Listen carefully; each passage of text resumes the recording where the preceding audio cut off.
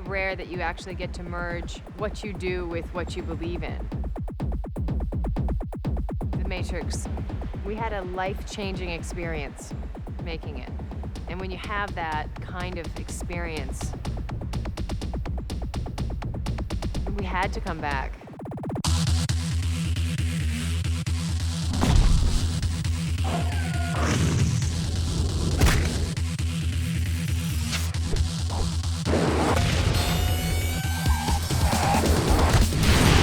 I went to Japan with Larry and Andy Wachowski in 1999 to do a Japanese press junket. And while we were there, the boys were interested in meeting all the anime directors because they were fans and we were trying to figure out a way to use it. I remember on the plane ride back, Larry sat down with a yellow pad and kind of mapped out this scheme that we would do where we would have the movie and the video game and these animated stories and how they would all kind of interact together.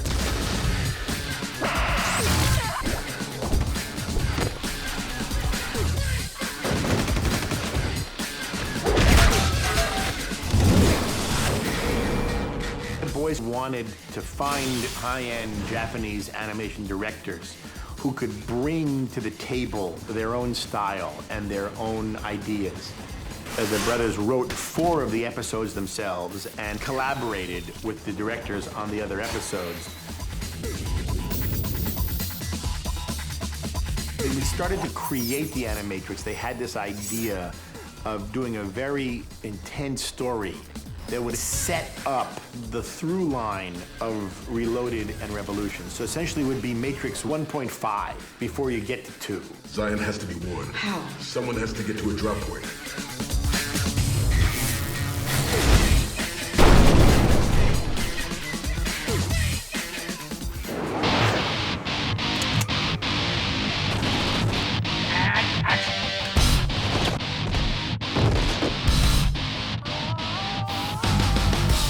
Larry and Andy actually wrote this video game, Enter the Matrix. It directly relates to the Final Flight of the Osiris. In the video game, there's certain information from the film footage that you don't get from the movie. We used Master Wu Ping and his team to do all of the fight moves in the game. They created moves for us that will blow your mind. There's just nothing that's even close to it. When do I get to punch somebody?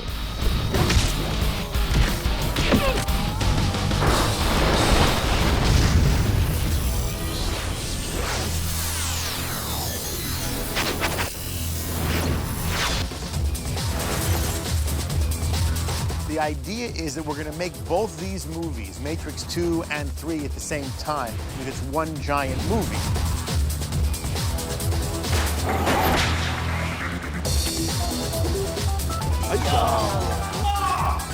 It's been very, very deep and more difficult and more beautiful.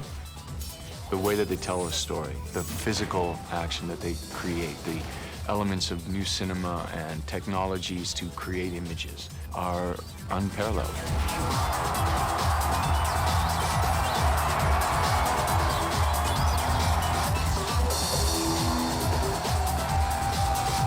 Reloaded is going to be unstoppably watchable. There are things in Reloaded that nobody's ever seen before. Mr. Anderson, surprised to see me?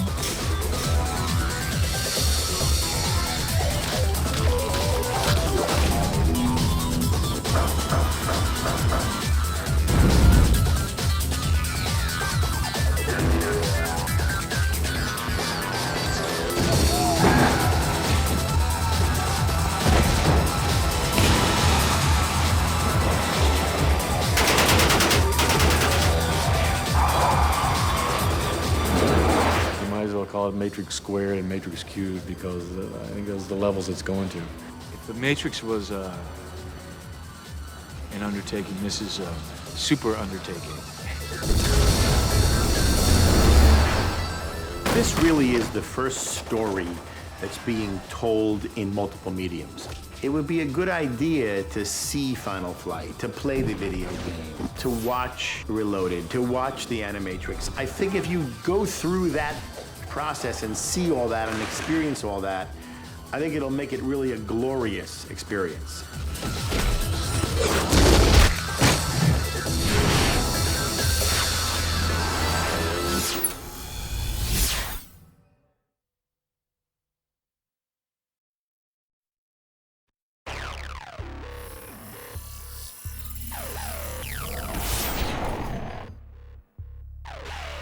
How can you not be excited getting a chance to hopefully do the best work that you might ever get the chance to do in your creative life? I was afraid coming around again for the second and third that it couldn't compare or that it wouldn't compare, and it's just been even more special. There wasn't a moment that I wasn't looking forward to.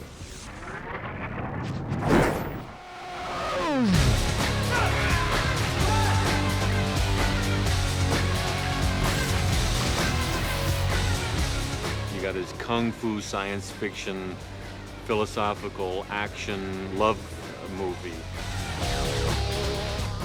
The audience will just want more and more and more and more and more. Never imagine in your life that you'd be working on a sequel to such a great movie. Yeah, and it is the movie.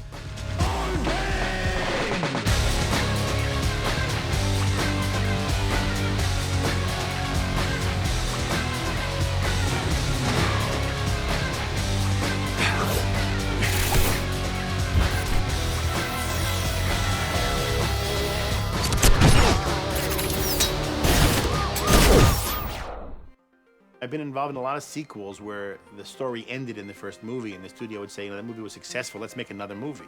But this movie was designed as a piece of serial fiction. This story continued. The Wachowski brothers had it in their heads.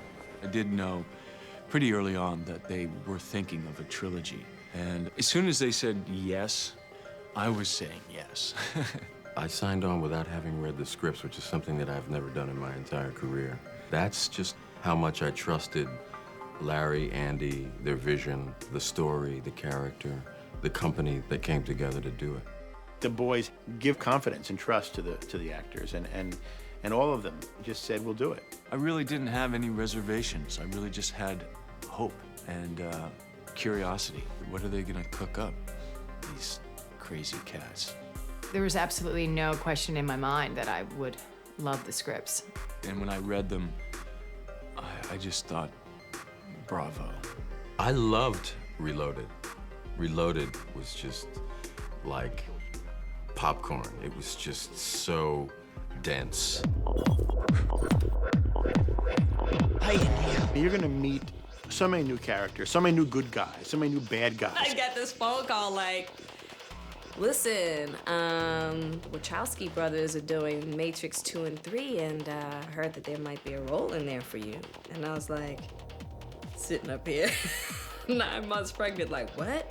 Are you serious? And I was like, listen, I'm taking yoga, I can do Tai Chi, whatever I need to do, we're gonna make this happen. Like, I'm there, I'll do whatever, just let me in. I wanna be down. When I saw The Matrix, I said to myself, wow, I would love to be in a movie like that. We pay somebody a lot of money. We slept our way to the top. What can you see, Neo? It's strange. The code is somehow different. Is that good for us or bad for us? Well, it looks like every floor is wired with explosives. Bad for us.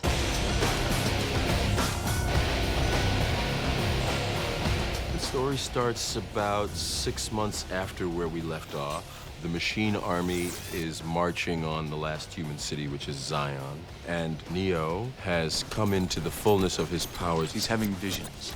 So there's things that he doesn't understand. The individual has left his room in his personal context and has now come out to a greater context of his community.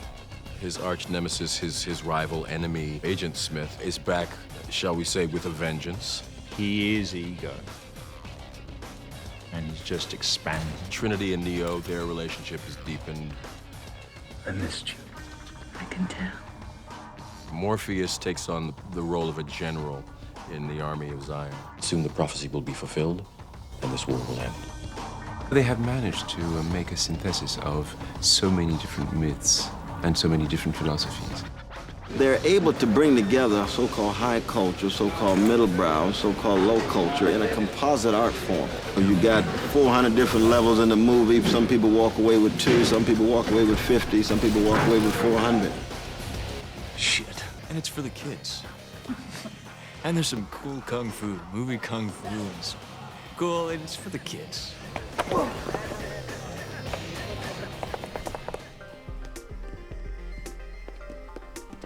When the two scripts came in, Reloaded and Revolutions, it became very clear that it was just one movie that was just cut in half. And it was made as one movie. I was like, how are they gonna shoot all of this? They're gonna shoot 2, 3, and this video game script. It was quite a feat to keep this all going and all up in the air and all these pieces and units working together.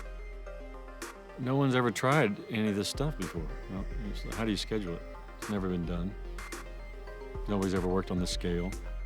Pre-produce for a year, we're going to shoot for a year, and we'll have a year of post-production. It's a military exercise in getting all this together. Sly and Andy are doing things that are groundbreaking again, which people aren't sure how to do. It's gone into this exponential, not similar, but exponential level of complexity. Well, the trick was we read the second script, and you could tell even then that it was enormous. But that side, we'd signed our contracts.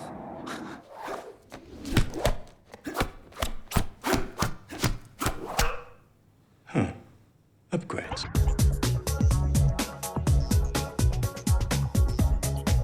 Everyone involved from every facet of making this film. Everyone has showed up completely and totally, and it's been really special. There's a pretty extraordinary group of people on this show, and getting things done is like nothing I've ever experienced before. Started training in November of 2000. I just felt like I was kind of like in a dream a little bit. Here I am with Lawrence and Keanu and Carrie Ann. On good days of training, we get the steam. December, January, February, March, April, May, June. 8 months 8 of training. months. It's harder this time. They have improved a lot. They have the foundations of the last time's training. So based on that, the result coming out is really ideal. Shit is hard.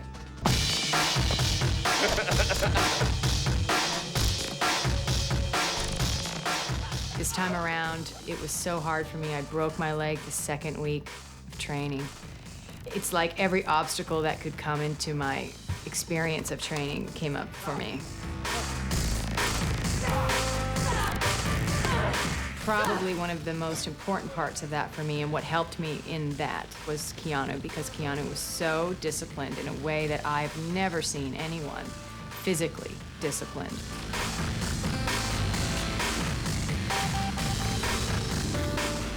This one was twice as long, but probably 3 times harder, which is excellent. With the wire work, learning the weapons, doing multi-fights before I was always fighting one-on-one.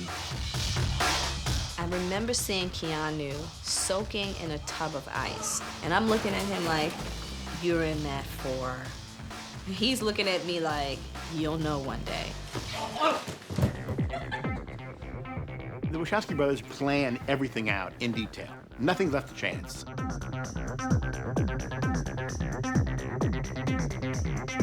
The way that they tell a story, the physical action that they create, the elements of new cinema and technologies to create images are unparalleled.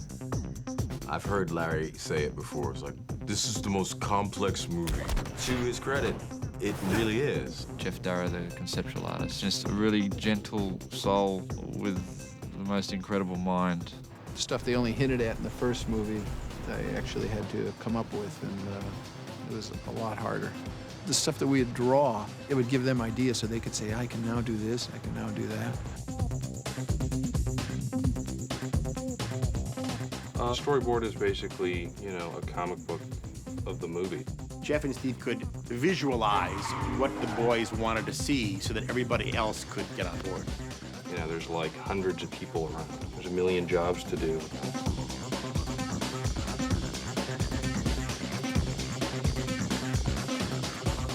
We've nutted out the major look, and now we can kind of have fun tweaking the details. So I think everyone's enjoying that part of it.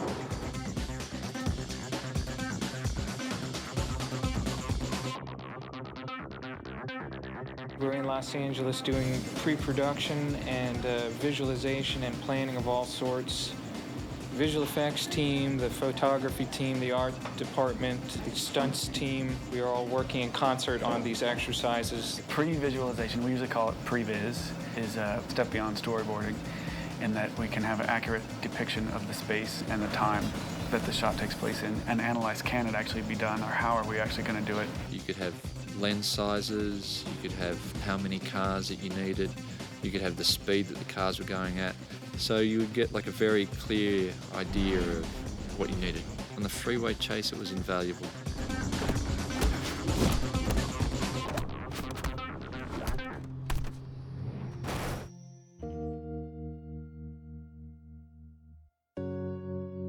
They just have done such an incredible job in making the ideas that the boys conveyed through Jeff and Steve into reality. They create from nothing magnificence. For me, it's an absolutely magical moment. The moment where you actually enter that world that a whole group of unseen people have been preparing, planning, and putting together. The things that Owen and Hugh and their crews have put together are just incredible. Owen's sets are so fantastic that you feel like you're actually there. We've got, upwards of 150 to 180 sets, depending on how you actually sort of count them.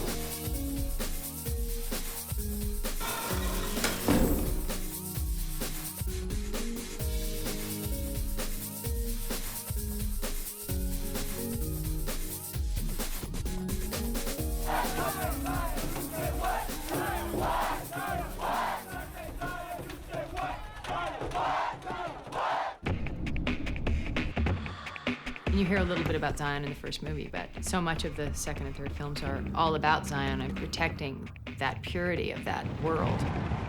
Historically, it's been a place where it seems to be impossible to extinguish hope, where there's always some possibility beyond the darkness. The spaces that we've seen so far in The Matrix, very computer, very linear. To go from that look into Zion, this earthy, beautiful, tangible space. It's this huge, cavernous, subterranean hall.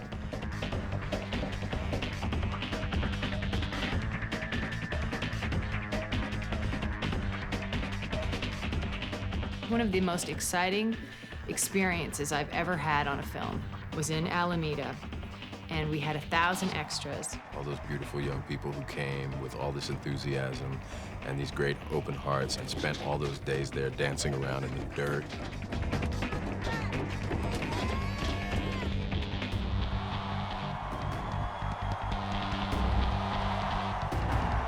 To see Lawrence standing in front of those thousands and delivering these lines that are so filled with just inspiration. Tonight, let us make them remember. This is Zion, and we are not afraid! I was playing to 2,000 people. And I could not pretend that I wasn't. And I couldn't just play for the microphone, and I couldn't just play for the camera. I'm an actor. I had an audience out there, man. I was gonna...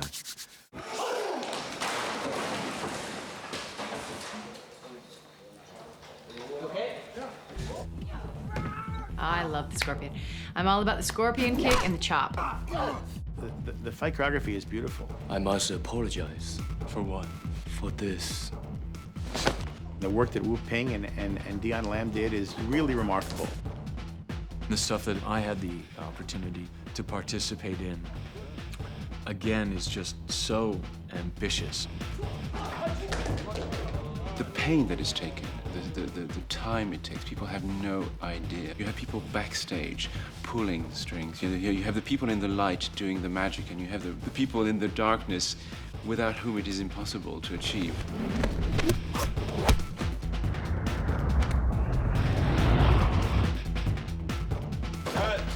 Got that?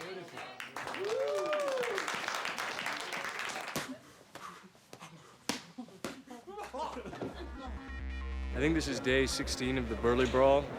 There were more movements in this one particular fight than there are in the whole of the first Matrix. It might actually be double.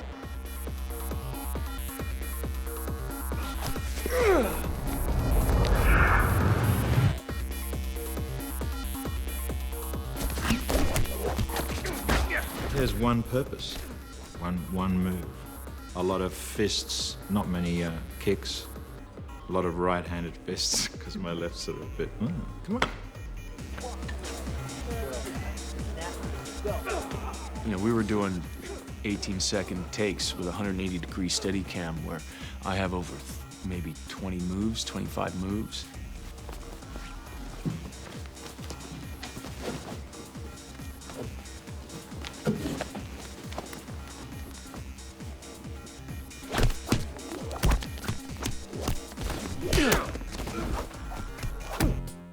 Most of my scenes are either with Keanu or with me. Me. Me too. The Burley Brawl fight involves at least 10 of me at any one time. One of the things that we've got to put a lot of effort into is the head replacements. There's going to be a lot of places where we take the stunt guys and put Hugo's head on the top. Just because there isn't hundreds and hundreds of Hugo weavings, we need to be able to make it look like there are. There were 13 sort of semi-me's running around. Well, I realized how far my hair's receded. So normally I look at myself in the mirror and I think, yeah, hair's all right. But here I'm looking at everyone from the side and I go, ah! Look how far it's gone. Where is he now? He's doing his Superman thing. What we're doing here is picking up little components of merciless pain and destruction that gets applied strategically through the fight. Combination of physicality and technology. The way in which the action was ramped up, it's more than a notch. It's like several stories. Bullet time was invented for the first film. Well, there have been certain things invented for this film in order to create something that was desired. We would go for all CGI humans fully immersed in a CGI environment. We figured out the master plan for the choreography, captured all these little components, and then composed. There are no cuts. The camera is showing you what it wants you to see while it keeps on moving. All the advances that Gaeta has created and his team have created allow the action to just sort of mushroom and get really huge.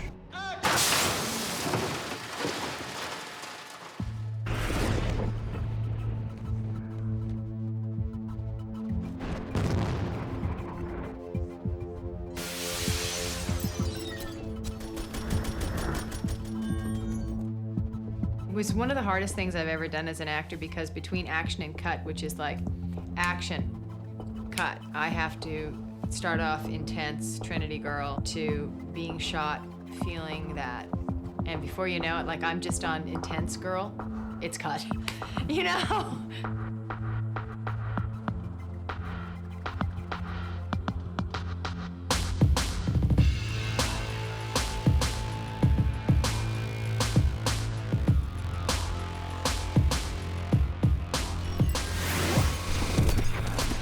The making of this film has been a very long technical exercise.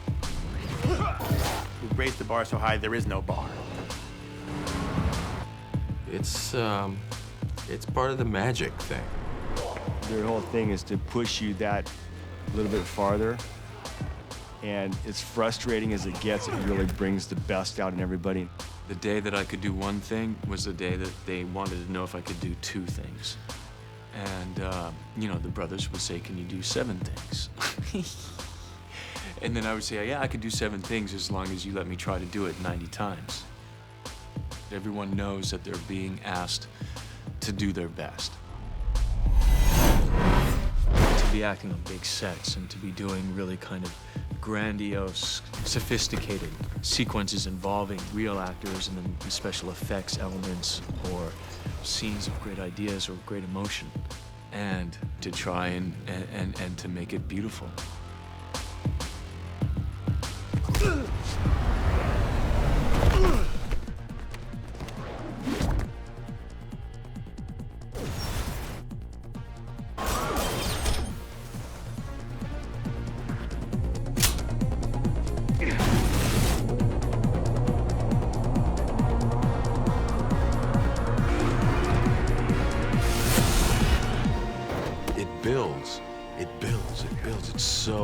well crafted. It's so well constructed as a piece of entertainment. It's hard to go to the movies and really be turned on and like visually, emotionally, spiritually. That's why we all love making them, because we know that that is the truth of them. It's awesome. In terms of playing cowboys and Indians, it's the ultimate. It's just full of so much stuff, and it's this great cliffhanger.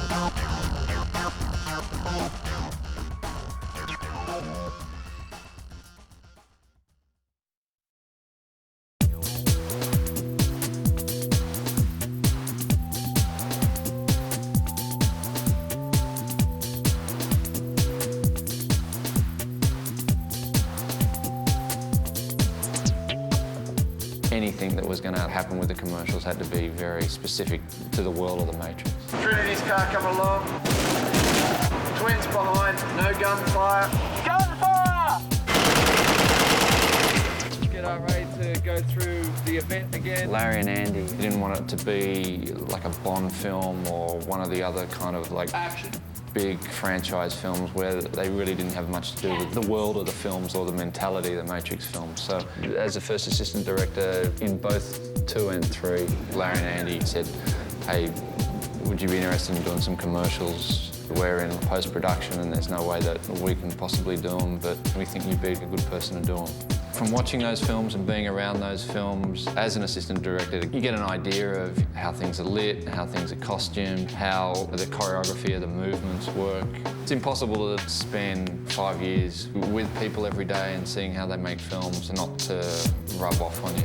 They're clever guys. They've got me probably to do them because they knew that I probably more than anyone know how to imitate, what they've done.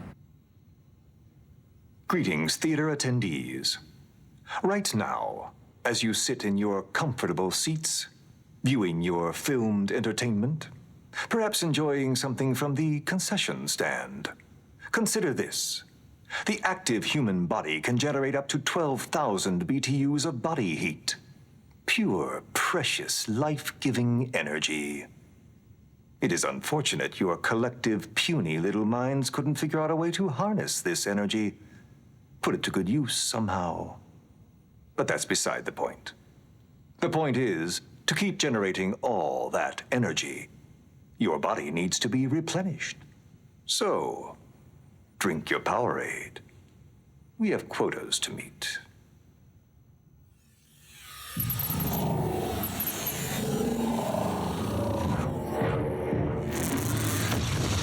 And the Powerade scripts were great. They were like simple, very much within the Matrix world, really great writing. So they got presented to Larry and Andy. They were really happy with them. You're a battery, and batteries need to recharge. It was set like in the interrogation room from the first film, sort of a take on that. And it was basically one of the agents sitting there as if he was talking directly to the audience, telling them in a very subversive way that they should drink more Powerade. Drink more. Drink more. Drink more. The ads were good because they tied into the Matrix world and they were a bit dark and they were a bit sarcastic and, but they were also funny, You never usually get that many commercials which treat the audience with a bit of disdain. Drink more.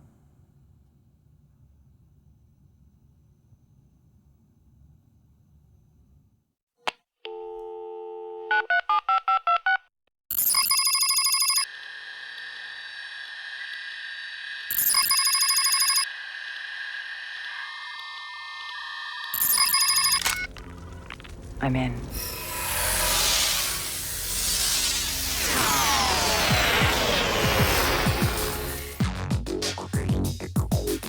In The Matrix, Neo and Morpheus, they took on a phone that is essentially a phone that exists in The Matrix that was designed by the brothers and by Owen Patterson. Operator, get us out of here, Link. We set about in 2000 to design a telephone that would fit in with Reloaded and Revolution. I did a couple of sketches, and then Simon Merton turned those into a beautiful drawing, which was a telephone that the top would flick out. And the sense of the phone was like a gun, like the handle of a gun, and the mechanism was almost like a flick knife or something like you're cocking a gun. So you click the button and the piece shot out.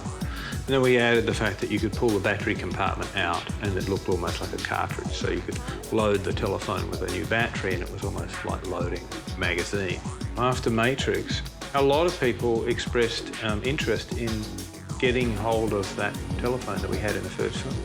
And they didn't exist. So we thought this time, you know, a lot of people would be interested in having this telephone, particularly if it felt like it was something from the Matrix. And so we were really keen to, you know, get a manufacturer to create our telephone so we could see this prop turn into a real practical object. They should make these. I like how it feels sturdy. Feels powerful. We approached various companies to see who might be interested in manufacturing, but everyone said it was technically just too difficult to make a telephone like this. Eventually, Samsung came around to thinking that this is a telephone that they could make, they could manufacture. The drawings and the construction drawings were sent to Samsung along with the kind of images of what we thought it would look like. So they took those and used those to make a prototype of their phone. It's quite an interesting piece of design. I need to download the Hotwire motorcycle. So you'll be able to connect to the net. You'll be able to have a very high sound quality. The colour screen's fantastic, it's really high quality screen. You'll be able to download images, or the phone would come with images from the Matrix. Essentially, it's the same phone. They've done a great job.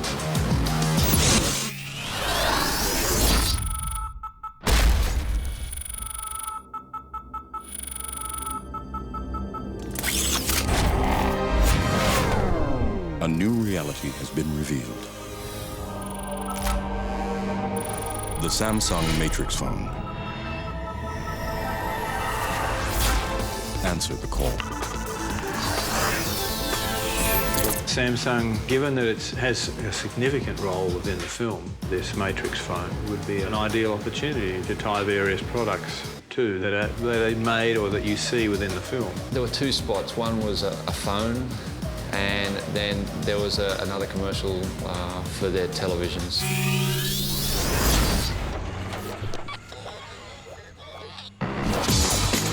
You cannot escape the Samsung 40-inch LCD flat panel TV with revolutionary DNIE picture enhancement. Welcome to the new dimension.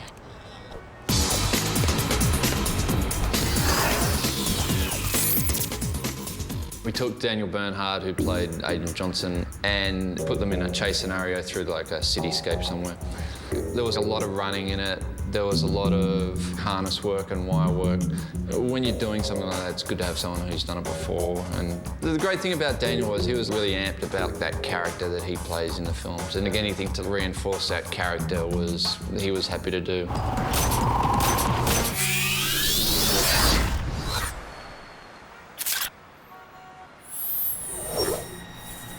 A new reality awaits you.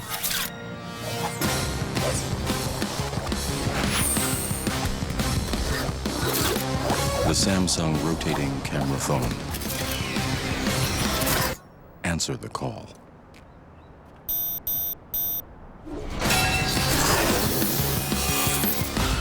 For the phone one, they said, You know, there's all these digital backgrounds that exist for the park fight, for the Burley Brawl, which appear in the film. Wouldn't it be great if we could get the phone, we could put it in the park environment, and because all those digital backgrounds exist, there's like a bunch of really cool camera maneuvers that are impossible to do, except for like in a digital world. The phone could do these sweeping moves down to the ground, or it could spin around at superhuman speed, like in the Burley Brawl.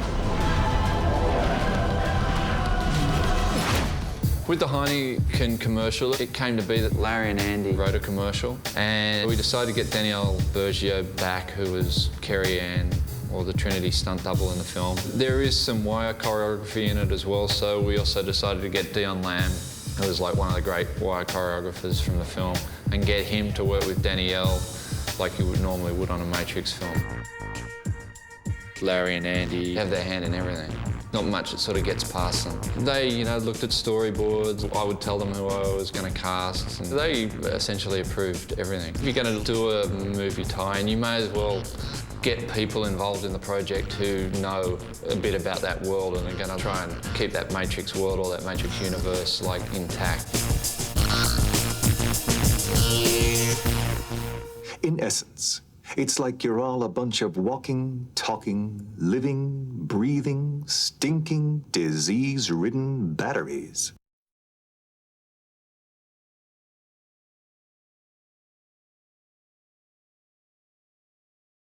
Yeah, but I knew it was Ashton the whole time. Right? Yeah. Ladies, in a few seconds we'll be sipping on some Chris and watching the 2003 MTV Movie Awards.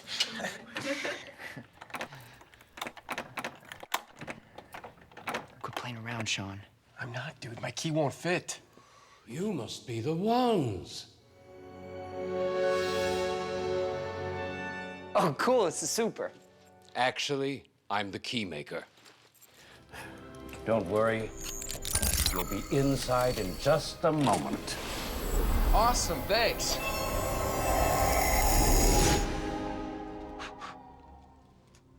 What's happening, hot stuffs?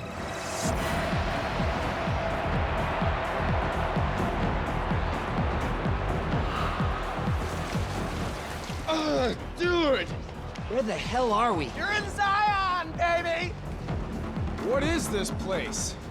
Duh! It's obviously an underground city where the last remaining humans live and the robots are coming to kill us. Doesn't that just make you want to party? Yeah! Dude, let's get out of here. I don't know, man. These girls are pretty hot. Check it out. You can totally see their nipples. Oh my God, there's Morpheus! Woo! I love you, Morpheus! Zion! Hear me! He's having a huge orgy at his place later tonight. At least that's what many of us have heard. It is true. What many of you have heard. Morpheus! What can we expect at this orgy? Machines! Man, I'm out. Sounds kind of kinky. Ow, ow, ow. I'll see you guys there! And bring plenty of lube!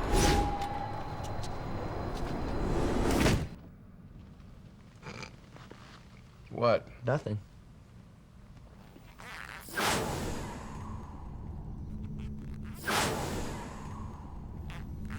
Great. An infinite hallway of doors. One of these has to lead back to your apartment. You know what? You try that one. I need to use this one.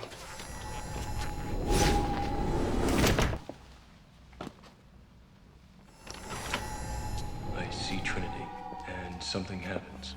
Something bad, and she starts to fall. And then I wake up. Now that's fucked up. I'm so sorry to interrupt you guys, but I'm really lost. Wait a minute. You're that boy from NSYNC. What happened to your Jerry curl, man? That was a good look. Yeah, that was hot. You know them boys, right? I've never heard of them. You never heard of NSYNC? No. Those boys can dance. Come on, man, show them your moves. Do I have to? I'm the Oracle, damn it. If I had to guess, I'd say you're a program from the machine world. Oh, man, I'm just doing the robot. Here, you should try it. Yeah, work it. Come on, Neo, get in there, man. Do the robot. Why? Come on, man, you the one. You the one. You can do it all. No. Come on, man. No more arigato, Mr. Roboto. You could do the robot with JT. What if I can't?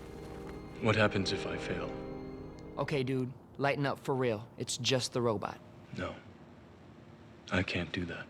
I won't. Well, hell, I will. Talk to me, boy. Don't be scared. Oh, God. Ooh. Come on, do the part. Do the naked part. Mr. Timberlake. Mr. William Scott. Hey, you that guy that got peed on an American... Ooh, you hitting the spot. How big is your fist? Good Lord. Hey, wait a minute, man. This shit is dry clean only. You'll like being a dude. I do.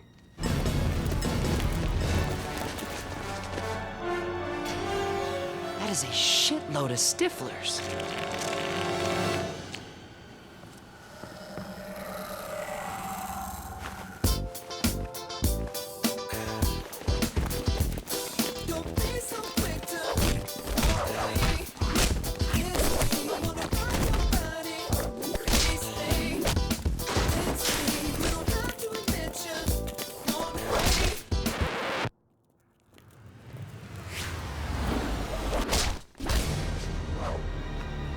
Stop hitting yourself!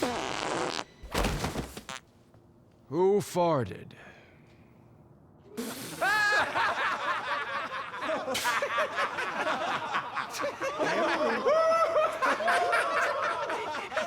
Sean's focus. Let's get Mr. Timberlake.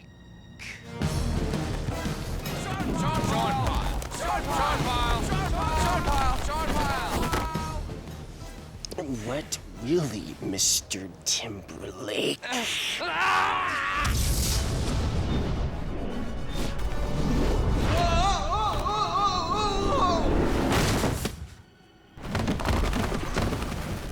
Ow!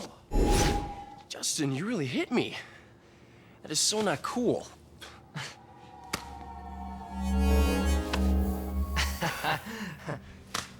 Oh.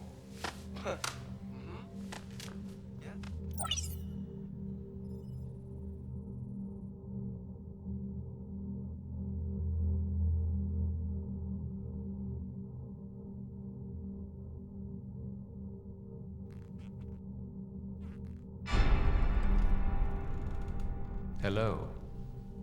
I've been waiting for you three. Who are you? Yeah, who are you? I am the architect. But please, call me Larry. Hey, Larry. Larry. I created The Matrix and several popular video games, including Qbert and Dig Dug. Remember that? Yeah. I didn't create Frogger, but I came up with the name for it. Can you believe they wanted to call it Highway Crossing Frog? That is so lame. I know. It's the lamest thing I've ever heard of. Highway Crossing Frog. Why am I here? Yeah, why are we here? Is there an echo in here? Is there an echo in here?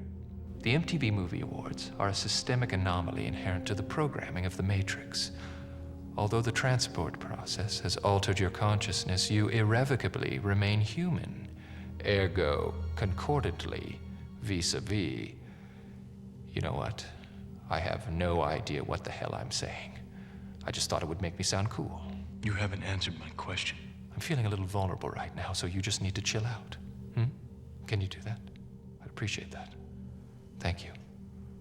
Now, originally Neo was the chosen one to host the show, but hosting is a full-time commitment, and he's been a little distracted lately. Trinity.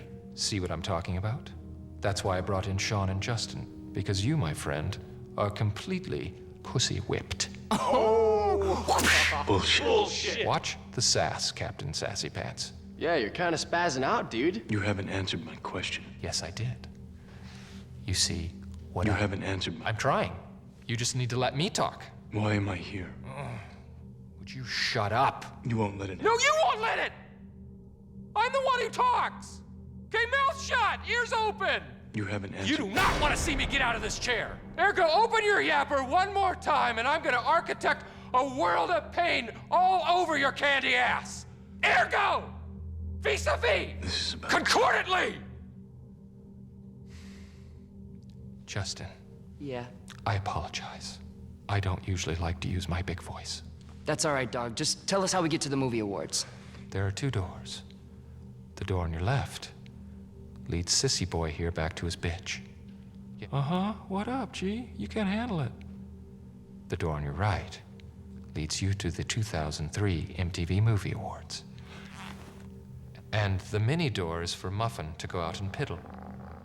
What? No, hey. No. You are bizarre. Thanks, Lair. Don't mention it. Oh, and hey, go host the shit out of that show. Boom. If I were you, Bite your tongue. Bite it. I would hope that we don't meet again. Why'd you say that? I told you to shut up. I told you to shut up!